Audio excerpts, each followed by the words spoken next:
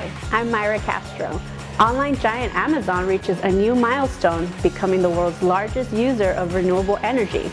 And we will take a look at the staggering number of Teslas on California's highways when compared to other electric car manufacturers and the neighborhoods you won't find them in. Hi, I'm David Compton. The wheels on the bus go round, round, round quietly as Kern County gets electric school buses.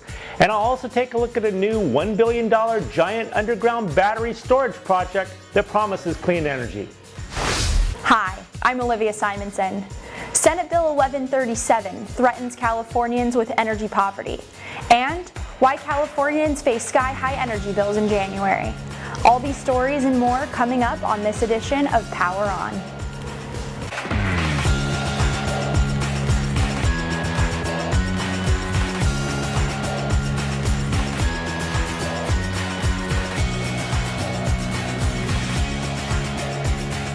This episode of PowerON is sponsored by California Natural Resources Group, your local energy company meeting California's needs today while transitioning us to the green energy future of tomorrow. Online giant Amazon has announced that it grew its renewable energy capacity by 8.3 gigawatts through 133 new projects in 11 countries in 2022. This brings Amazon's total portfolio to more than 20 gigawatts, which is enough energy to power 5.3 million US homes. Amazon continues to add new wind and solar projects on the grid that power Amazon's operations, including Amazon Web Services data centers, Amazon fulfillment centers, and its physical stores. With this new milestone, Amazon set a new record as being the company that used the most renewable energy in a single year. This progress also brings Amazon closer to being a 100% renewable energy company by 2025, which is 5 years ahead of its original target of 2030. We will be right back after this brief commercial message. Every year, the amount of oil being produced in California is going down, and that sounds like a good thing. But the reality is our appetite for oil is not going down, and the production of renewable energy sources can't pick up the slack fast enough. As a matter of fact, the U.S. Energy Information Administration predicts that in 2050, fossil fuels will continue to provide almost 80% of the nation's energy, while renewables will provide about 13%.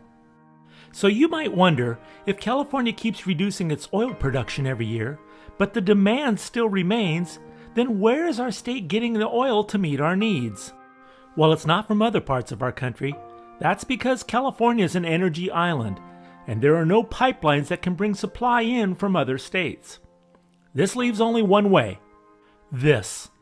And it's how 70% of California's oil gets here, with the majority coming from foreign countries thousands of miles away. However, this oil is not like the oil produced in California, which is the cleanest and most heavily regulated in all the world. No, this oil comes from countries with lax production standards and social immoralities to both their people and their planet. When we reduce oil production in California with a not-in-my-backyard mentality, but then make up the shortfall in demand by importing foreign oil, which is produced in manners no Californian would ever willingly condone, we're just playing an international environmental shell game. We need to remember we are all global citizens, and when we power locally, we're actually thinking globally.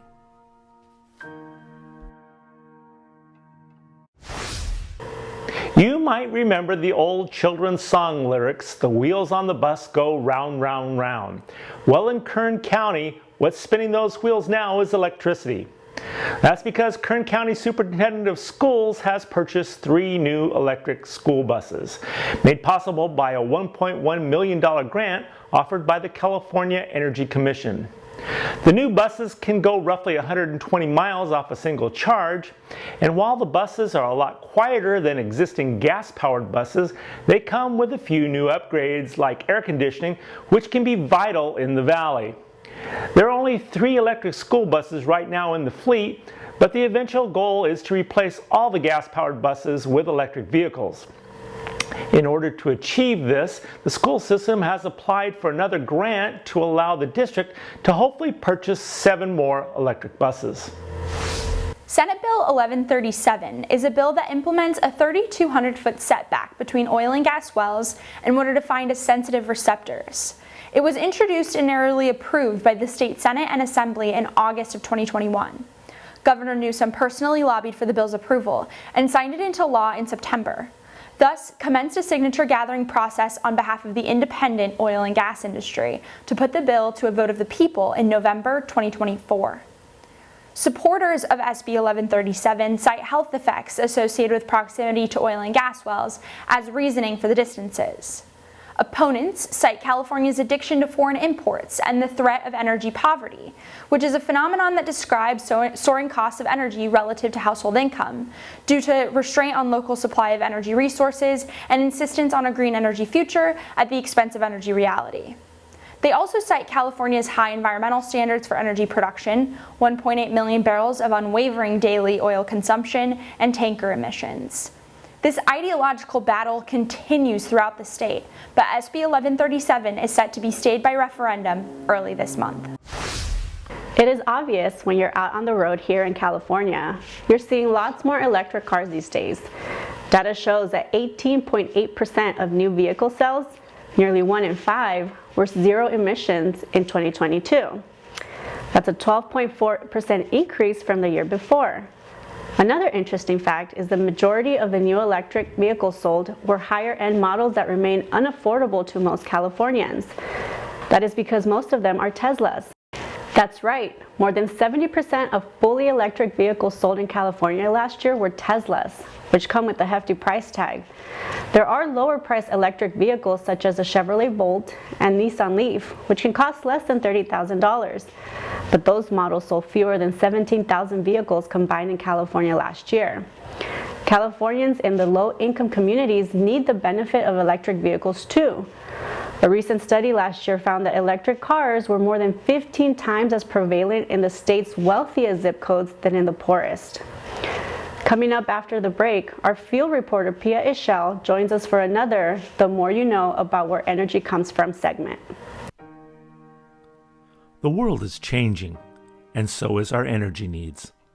We're proud to be your local energy company leading the way to the green energy future we all desire. We are Cal Energy.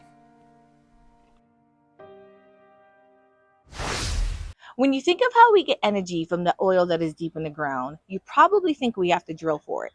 While that is true to an extent, did you know that oil has been coming out of the ground naturally for millions of years? It is a naturally occurring phenomenon known as a seep. That's right. Archaeologists confirmed that long ago, right here in Ventura and Santa Barbara counties, Shumash used oils from those seeps to waterproof their baskets and canoes. According to the National Research Council, seeps account for about 5 million gallons of oil released annually, with a wide year-to-year variation. An interesting fact about these seeps is that the drilling for oil and the subsequent production actually helps ease these seeps, since they commonly extract oil from the same reservoir, relieving pressure. Oil is an energy resource that has been coming out of the ground naturally since the dinosaurs. I am Pia Ishel. A group of local governments have signed a 25-year, $775 million contract to buy power from what would be the world's largest compressed air energy storage project. Energy storage has been a popular subject because the reality is solar and wind power will work only when the sun is shining and the wind is blowing. Here's how the $1 billion project in California's Kern County will work. The developer Hydrostar will drill 3 shafts thousands of feet below the ground, and during times of the day when the electricity is cheap and California has more solar power than it needs, Hydrostar will use that low-cost energy to push air down into the caverns. Think of it like storing sunlight in a bottle. When energy is needed, the company will open a valve and funnel the high-pressure air through the turbine, generating electricity. Unlike lithium-ion batteries, which degrade over time and must be replaced, compressed air caverns can bank power for decades without the loss of efficiency. astronomical energy bills put stress on consumers throughout California as natural gas prices soar 128% from December to January, according to SoCalGas. The good news? Consumers should see a reprieve this February, but the question on everyone's minds is why. SoCalGas cites a litany of issues, including below normal temperatures leading to higher consumption, reduced supplies from Canada and the Rocky Mountains, pipeline constraints, and low storage levels. Not only does natural gas heat California homes, it also accounts for 43% of California's electricity generation, and only 10% of that comes from within the state. California's energy policies are hitting consumers hard as it pushes its renewable energy mandates in accordance with Sacramento's directives. Here, we're seeing the consequences passed on to consumers. Well, that's it for this edition of Power On. If you're watching us on YouTube, don't forget to click that little red subscribe button. On behalf of myself, Olivia Simonson, David Compton, Pia Ishel, and everyone else here at Power On, thanks for watching.